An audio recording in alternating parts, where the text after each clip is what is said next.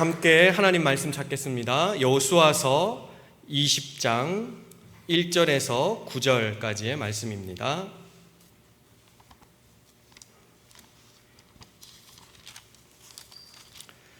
여호수아서 20장 1절에서 9절까지의 말씀을 제가 한 절, 우리 성도님들 한 절 교독합니다.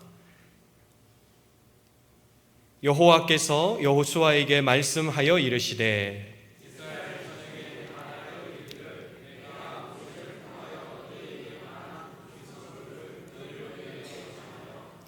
부지 중에 실수로 사람을 죽인 자를 그리로 도망하게 하라.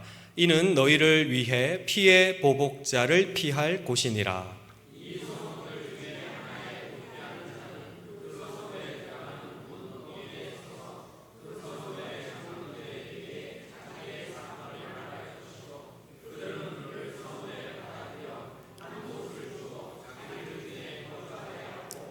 피의 보복자가 그의 뒤를 따라온다 할지라도 그들은 그 살인자를 그의 손에 내주지 말지니 이는 본래 미워함이 없이 부지 중에 그의 이웃을 죽였음이라.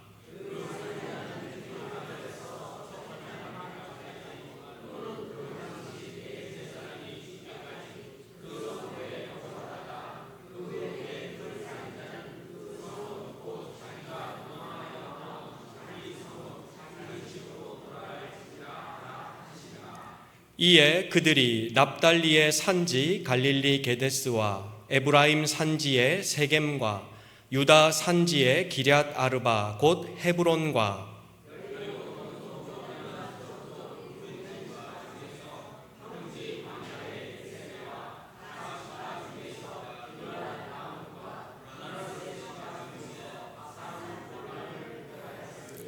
함께 봉독합니다. 이는 곧 이스라엘 모든 자손과 그들 중에 거류하는 거류민을 위하여 선정된 성읍들로서 누구든지 부지 중에 살인한 자가 그리로 도망하여 그가 회중 앞에 설 때까지 피의 보복자의 손에 죽지 아니하게 하기 위함이라.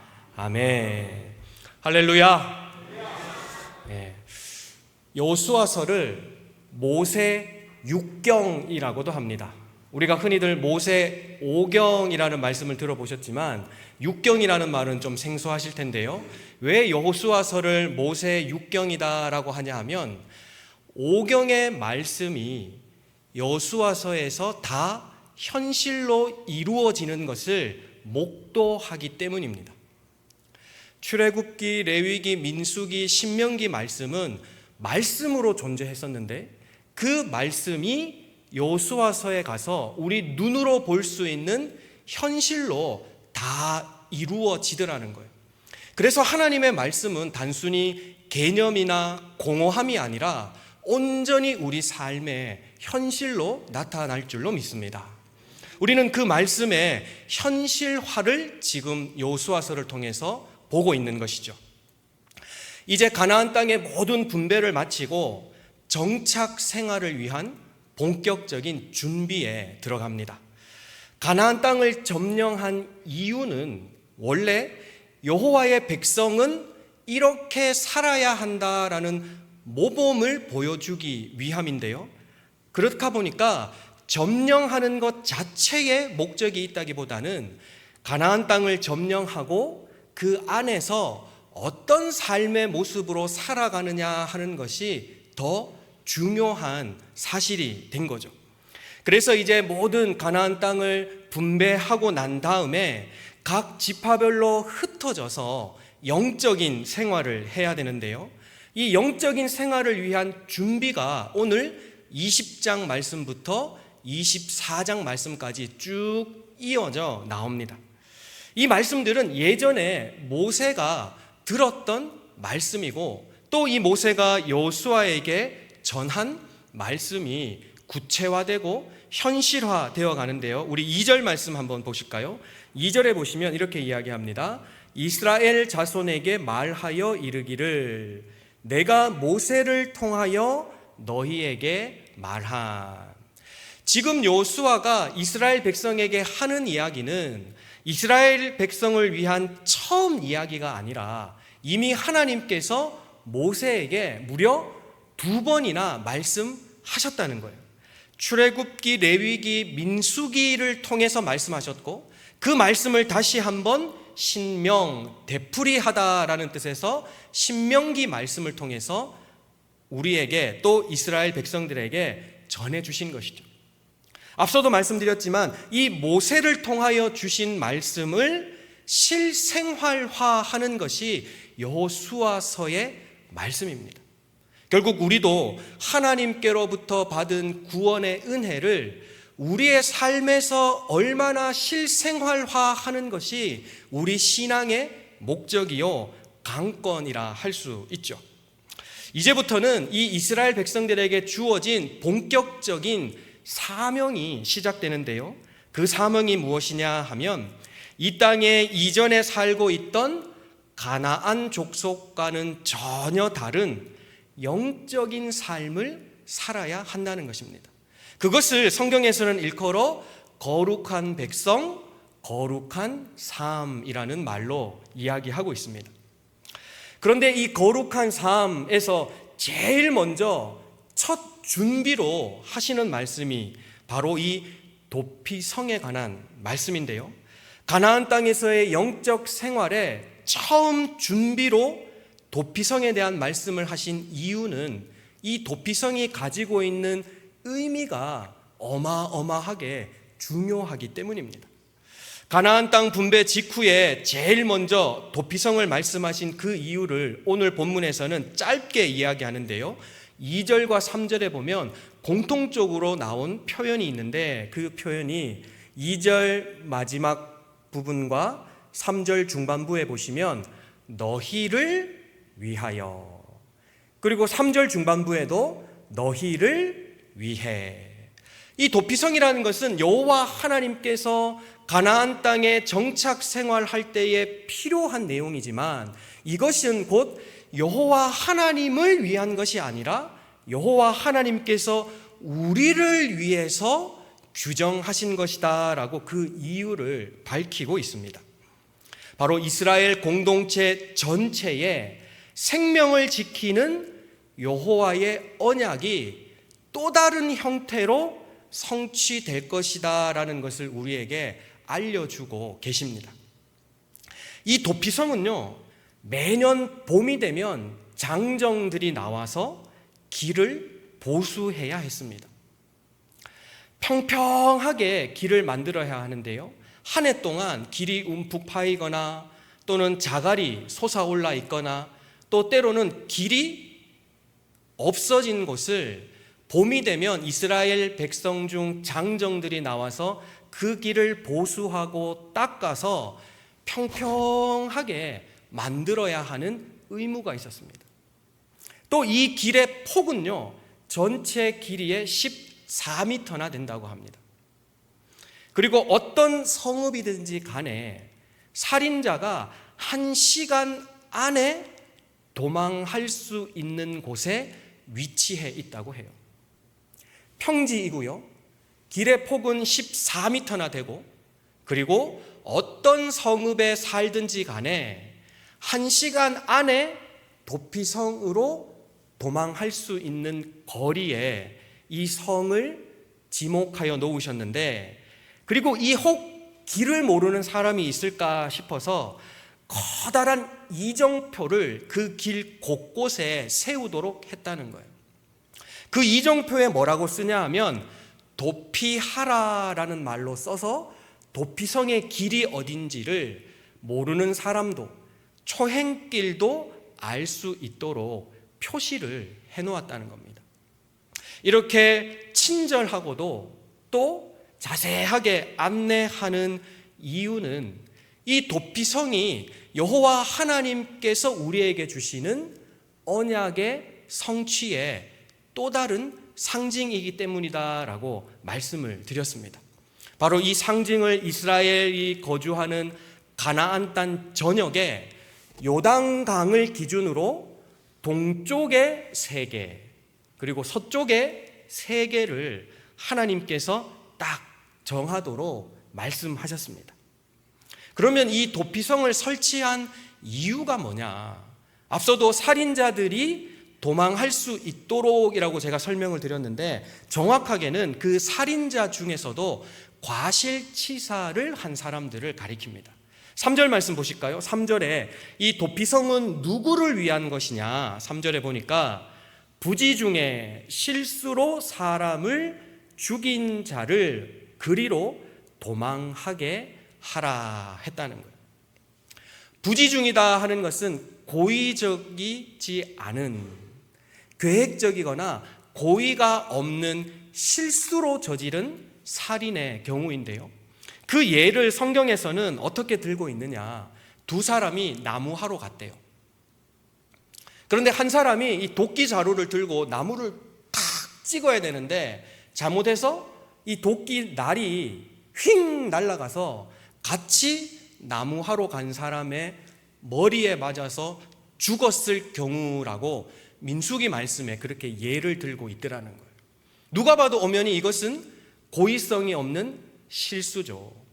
바로 이렇게 실수하는 사람들을 위해서 도피성을 만들라라고 하는데, 죄를 지은 것은 분명합니다만은 고의성이 없으니 이 사람을 용서할 만도 한데, 고대 사회에서는 피해 보복자라는 관습이 있습니다. 오늘 3절 하반절에도 이 표현이 나오죠. 너희를 위해 피해 보복자를 피할 곳이 도피성이다. 이 피해 보복자가 누구냐 하면 죽은 사람의 가족이나 일가 친척 중에 한 사람이 복수를 하게 돼 있다는 거예요. 그런데 이것은 사사로운 복수가 아니라 공적인 형의 집행과도 같았습니다. 그래서 고대 사회에서는 이유를 불문하고 사람을 죽인 경우에는 가족이나 친척 중에 한 사람이 살인자로부터 피해 값을 받아내도록 하는 보복의 관습이 있었습니다. 그런데 이것을 돈이나 물질로 보상하는 것이 아니라 똑같은 가치를 가진 것으로 갚아야 했다는 거예요. 예를 들면 이런 거죠. 소를 상하게 하면 어떻게 할까요?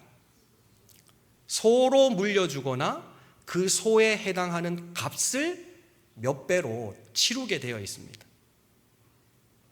물건이나 짐승의 경우에는 똑같은 것 또는 그에 합당한 금액의 일정액 이상을 주어서 보상하게 했지만, 우리 생명은 돈으로 환산할 수 없잖아요.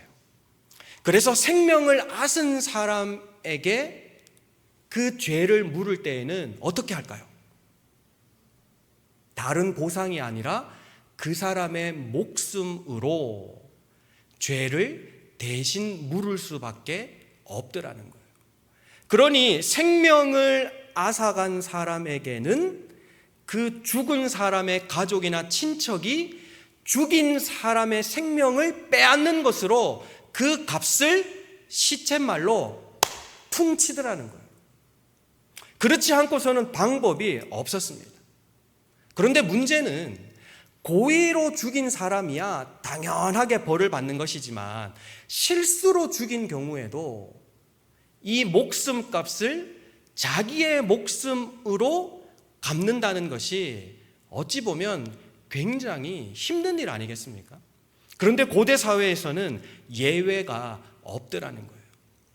그래서 우리 고대 관습 중에 오늘 성경 표현에도 나옵니다마는 눈에는 눈, 이에는 이, 이렇게 값은 같은 값을 갚도록 성경에서 정해놓은 것을 동종보복법이라고도 칭하는데요, 그만큼 이 관습의 핵심은 피해자와 동일한 만큼의 값을 치러야 한다는 거예요.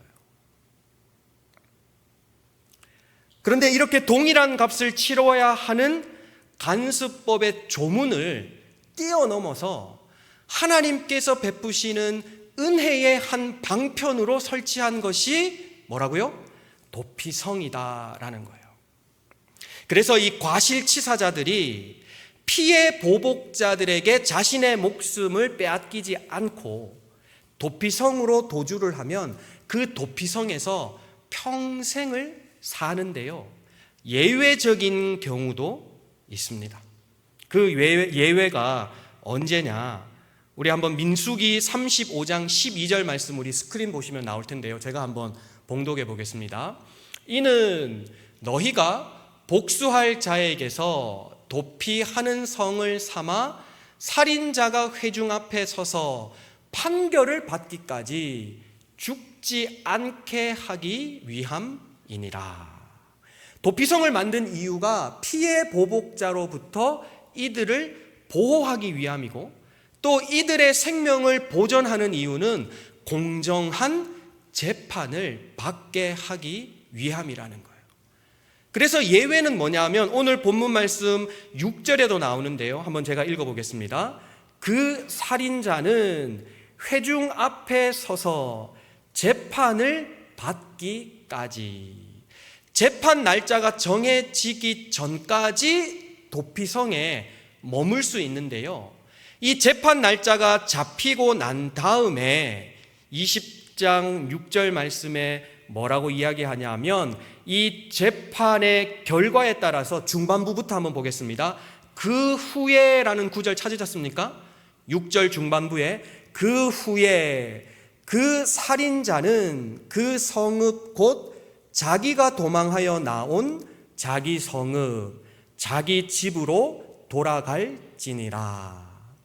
재판을 받아서 무죄가 나오면 그 살인자는 자기 성읍 자기 집으로 돌아갈 수 있다는 거예요. 그렇게 무죄를 선고받은 사람이 자기 성읍 자기 집으로 돌아갈 때 피해 보복자는 아무런 보복을 하지 못한다는 거예요. 만약 욱하는 마음에서 무죄에 대한 선고를 불복하고 그 무죄 선고받은 사람을 죽이면 어떻게 될까요? 그 피해 보복자가 되려 도피성으로 도망을 해야 하는 거죠. 바로 그런 것처럼 이 약속은 그 어떤 경우에도 깨어질 수 없는 공동체의 언약이자 여호와 하나님께서 이스라엘 백성과 맺은 언약이더라는 거예요. 그런데 만약 무죄가 나오지 않으면 어떻게 해야 될까요? 그 사람은 살아생전 자기 성읍 자기 집으로 돌아가지 못합니다. 그냥 도피성에서 계속 살아야 하는 것이죠. 무죄 선고를 받지 못한 사람은 도피성에서 평안하게 살까요? 그 도피성이 굉장히 크고 좋은 곳이 아니고요, 또 도망을 나오다 보니까 빈손으로 오니까 이 도피성에서 살만한 여건이 그렇게 좋지 못하다는 거예요. 그래서 어찌 보면 이 사람은 창살 없는 감옥 생활과 진배 없는 도피성 생활을 하게 되더라는 거죠. 그런데 하나님께서는 얼마나 세밀하고 또 얼마나 친절하신지 이러한 사람들이 사면받을 수 있는 방법을 한 가지 더 만들어 놓으셨는데요, 그게 뭐냐? 우리 6절 말씀 한번 볼까요? 6절 말씀 다시 한번 보면, 그 살인자는 회중 앞에 서서 재판을 받기까지. 이 재판에 대한 이야기 제가 말씀드렸죠. 무죄가 나올 경우에는 자기 성읍 자기 집으로 가면 되지만, 무죄가 아닌 경우, 누가 봐도 과실치사가 확실한 경우에는 그 도피성에 눌러 앉아야 되는 것이 아니라 한 가지 예외 적용이 있는데, 아주 특별한 사면의 방법이 있는데 이렇게 표현합니다. 6절에 또는 이라는 말이 나오죠.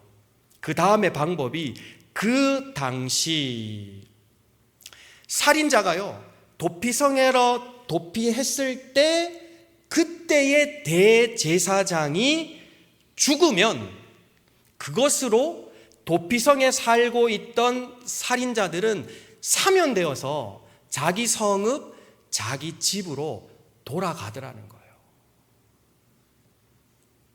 바로 하나님께서는 이 예외 조문을 만들어 놓으셨는데요, 이 회중 앞에서 무죄 선고를 받지 못한 사람들의 목숨값을 탕감하는 방법이 그 당시에 대제사장이 죽으면 대제사장이 죽은 그 목숨값으로 대신하는 거예요. 그러니 도피성에 피한 살인자는 그냥 무죄 방면되는 것이 아니라 자신의 목숨값이 아니라 대제사장의 목숨값으로 값을 대신 치르고 나오는 것이지 결코 자신의 죄가 저절로 없어진 것은 아니라는 거예요. 대제사장이 죽기 전까지는 목숨값을 자기가 치러야 되는 유예 기간일 뿐이라는 거예요.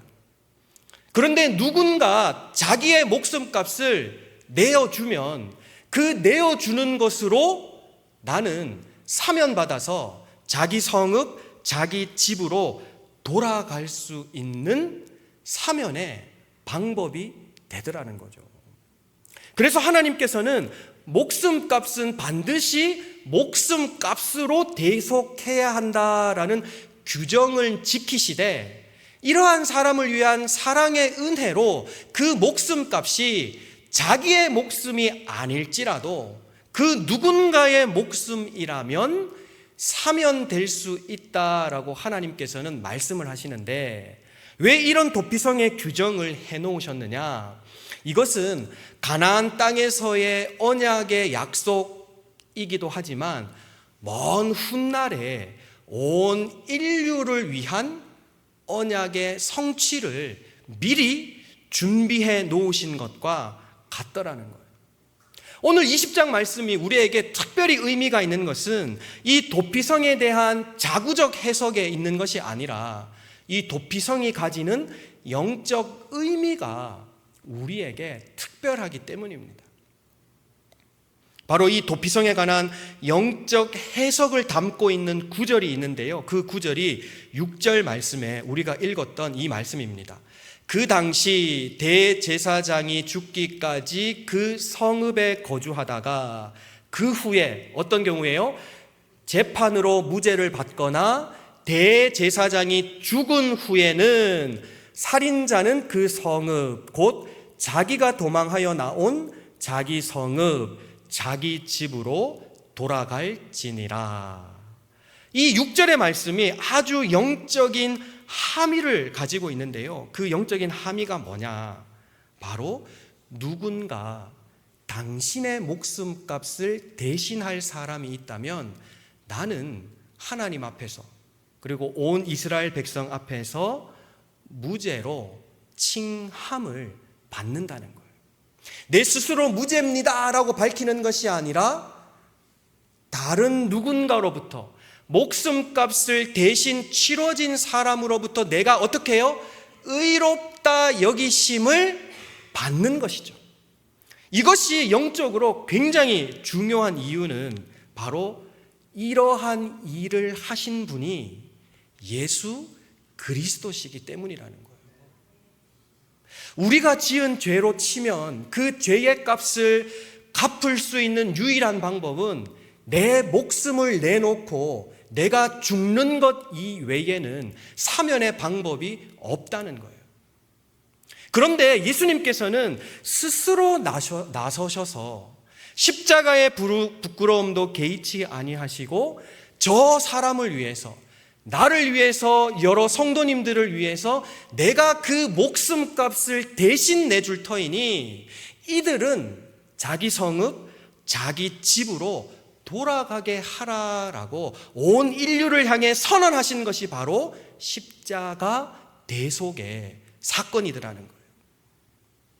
바로 예수님께서는 여호와 하나님이 말씀하신 정의와 공의도 지키심과 동시에 하나님이 가지고 있으신 사랑을 양립하는 방법으로 자기 목숨값을 내어놓는 방법을 택하신 것이죠.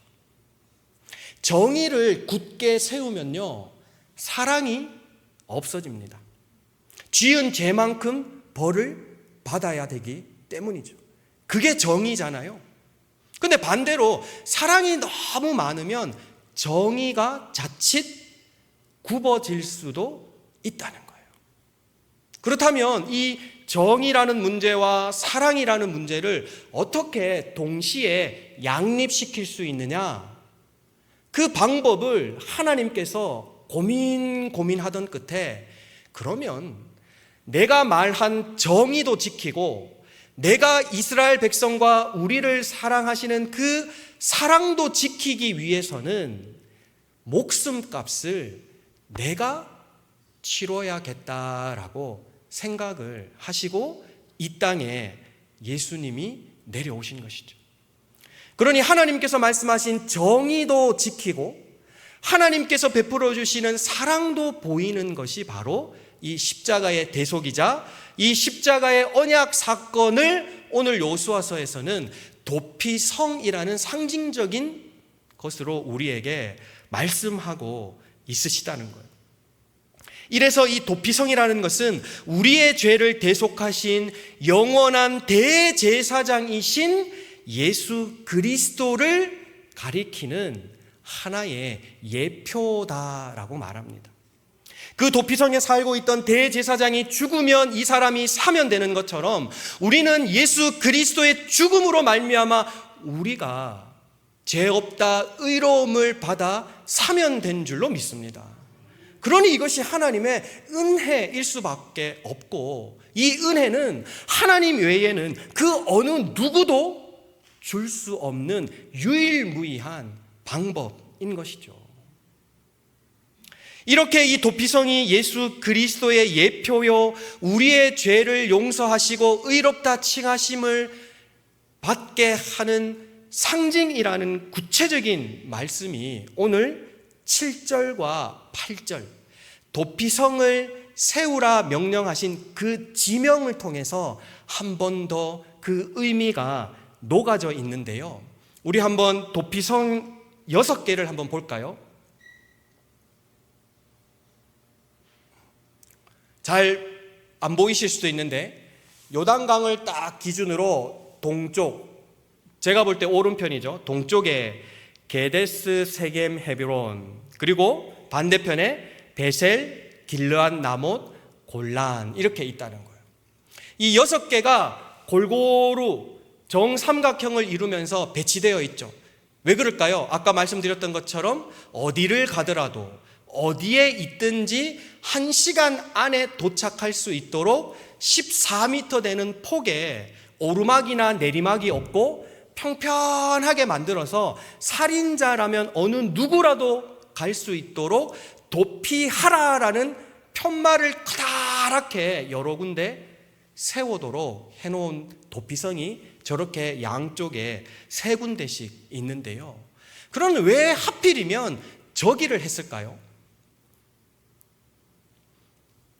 지형적 위치의 의미도 있지만 그 지명이 가지는 뜻이 남다르기 때문입니다. 어떤 뜻이 있느냐? 먼저 우리 게데스 한번 보면, 게데스는 구별되다라는 말입니다. 이 구별되다라는 말을 다른 뜻으로 하면 의롭다 칭함을 주셨다는 거예요. 우리 스스로 의로워지는 것이 아니라 누군가의 목숨값, 즉 예수 그리스도의 피값으로 인해 우리가 구별되어 졌다는 거예요. 그러니 우리 존재는 죄로부터 건져내어서 구별된 존재라는 거죠. 그래서 우리는 세상을 살면서도 구별된 존재로서 사는 것이 굉장히 중요한 신앙의 자세입니다.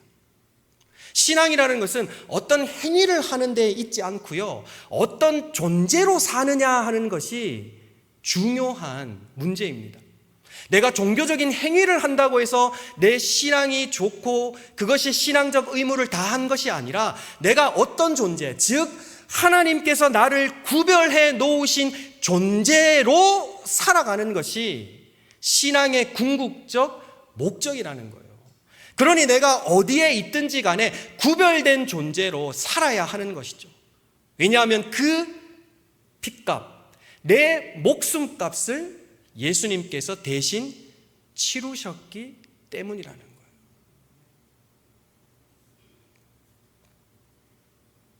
그래서 어떤 목사님들은 이렇게 표현하시더라고요. 만약 우리가, 아니면 여기 계신 성도님이 얼마짜리냐라고 묻는다면 이렇게 답하라는 거예요. 우리 가게 가서 어떤 물건을 살 때 이거 얼마짜리예요? 이렇게 말씀하시죠. 만약 우리 인생 또는 내 존재를 얼마짜리냐고 물으면 이렇게 답하라는 겁니다. 예수님 짜리예요. 예수님께서 그 온전한 피로 나를 사셨으니 그 값을 굳이 매긴다면 나는 예수님 짜리라는 거예요. 얼마짜리 그렇게 이야기하는 것처럼 나는 예수님 짜리다라고 말할 만큼 예수님으로부터 우리가 구별된 존재로 이 세상에서 살아가야 한다는 겁니다. 그리고 두 번째는 세겜이 나오는데요, 이 세겜은 어깨라는 지명의 뜻이 있대요. 왜 이 어깨라는 지명의 뜻을 썼냐 보니까 이사야서에 보면 어깨에는 정사를 메었고 그 이름은 기묘자 모사라. 다른 말로 이야기하면 중보자시라. 나는 할 수 없고 내 스스로는 하나님 앞에 설 수 없는 존재이지만 예수 그리스도의 중보의 기도와 중보의 역할을 통해서 우리는 하나님 앞에 나아갈 수 있더라는 거죠. 마치 도피성의 역할이 그러한 것처럼 예수 그리스도를 우리는 떠올릴 때마다 나 스스로는 하나님 앞에 나아갈 수 없으나 예수 그리스도로 힘입어 담대히 하나님 앞에 나아갈 수 있다는 것을 우리가 기억하고 하나님 앞에 나올 때 그 예수님께 감사함은 물론이요, 이 자리에 나와 앉아있는 매 주일의 예배에 우리는 감사하며 그것이 기적이라는 사실로 이 자리에서 최선을 다해서 예배드리고 삶을 살아가야 한다는 거예요. 그리고 세 번째는 우리 잘 알고 있는 헤브론이라는 뜻인데요, 헤브론의 지명의 뜻은 연합이라는 뜻입니다. 바로 하나님께서 하나님과 우리의 멀어진 이 관계를 예수님께서 중간에 막힌 담을 허시고 하나 되게 하셨잖아요. 죄의 구렁텅이로 인해서 하나님과 내 사이가 참으로 멀리 떨어져 있었는데 에베소서 2장 말씀을 보니까 예수 그리스도의 피로 원수된 자 곧 중간에 막힌 담을 허시사 화목케 하시는 화목 제물이 되셨다라고 이야기합니다. 그리고 이제 나머지 세 가지는 예수님께서 우리를 위해 어떤 일을 하시는지에 대한 지명의 뜻이 나오는데요, 먼저 베셀은 요새라는 뜻입니다. 제일 밑에 보시면 베셀, 여호와는 우리의 요새요 피난처이시다라는 구약 성경의 말씀처럼 예수님은 우리의 요새시요 우리를 지키시는 자요 우리의 피난처이신 줄로 믿습니다. 그러니 우리가 곤고할 때나 우리가 곤란 중에 있거나 우리가 해결할 수 없는 원수의 핍박과 억압을 받을 때마다 우리는 누구에게 가야 할까요? 마치 살인자가 도피성으로 도피하듯이 우리도 예수 그리스도께 가서 우리의 모든 것을 아뢰면 예수님께서 그 모든 것을 들으시고 적절한 방법으로 요새되어 주실 줄로 믿습니다. 그리고 길르앗 라못이라는 것은 언덕이라는 뜻인데요, 이스라엘 사람들에게 언덕은 특별한 의미가 있습니다. 어떤 의미냐? 안전하다고 느낀다는 거예요. 그래서 언덕에 올라간다라는 것은 안전한 곳으로 올라간다라고 이스라엘 사람들이 인식하더라는 거예요. 우리 예수님보다 더 안전한 곳은 없습니다. 예수님 위에 서는 사람, 즉 예수 그리스도를 반석으로 그 위에 서는 자는 예수님께서도 마태복음 16장 16절에 칭찬하셨듯이 그 반석 위에 교회를 세우니라 하신 그 말씀대로 예수님이야말로 우리를 안전하게 하시는 분이시다라는 말씀입니다. 그리고 마지막에는요, 이 곤란입니다. 참 곤란하죠? 왜 곤란합니까? 이 곤란이라는 의미가 전혀 다르기 때문입니다. 기쁨이라는 뜻입니다. 바로 이 기쁨은 예수님께서 하나님 앞에서 그 말씀을 순종하고 언약을 성취하기 위해 온전히 자신의 모든 것을 다 내어놓아 주셔서 기쁨 되셨던 것처럼 우리도 하나님의 기쁨 되기를 소망합니다. 우리 하나님의 기쁨 된다라는 게 무슨 뜻이냐 하면 하나님 한 분만으로 만족한다는 뜻입니다. 다른 거 다 필요 없고요, 하나님 한 분만 있으면 됩니다라는 그 말을 한 글자로 줄이면 하나님만 기뻐합니다라는 이 표현이라는 거예요.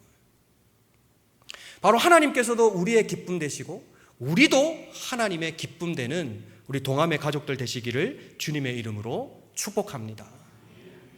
이렇게 지명의 뜻을 하나하나 생각해 보니까 단순히 이 지명을 그냥 지리적으로 또는 그곳이 좋아서 선정한 것이 아니라 그 지명의 뜻을 새기면서 저 도피성을 바라볼 때마다, 그리고 그 도피성에 피할 때마다 훗날에 베풀어 주시는 예수 그리스도의 언약이 다시 한번 현실화된다는 사실을 우리에게 말씀하고 계신다는 거예요.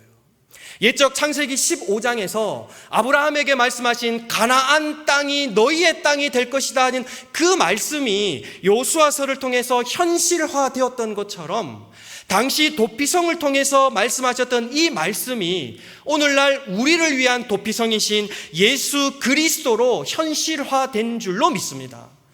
그러니 예수님의 죽음은 관념도 아니요 신화도 아니요 허상도 아니라 그 있는 자체, 온전한 역사적 사실이요 그 사실을 통하여서 우리가 구원받는 줄로 믿으시기 바랍니다. 이것이 하나님의 언약이자 도피성을 통해서 우리에게 알려주시고자 하는 오늘 본문 말씀의 주제라는 거예요. 내 죄로 인해 갚아야 할 내 목숨값을 예수 그리스도의 목숨값으로 내가 진 빚을 탕감해 주셨다는 거예요. 그러니 우리는 어찌 보면 예수님의 비유대로 말하면 10,000달란트 빚을 탕감받은 사람과 같다는 거예요. 다 우리는 10,000달란트 빚을 탕감받은 사람입니다.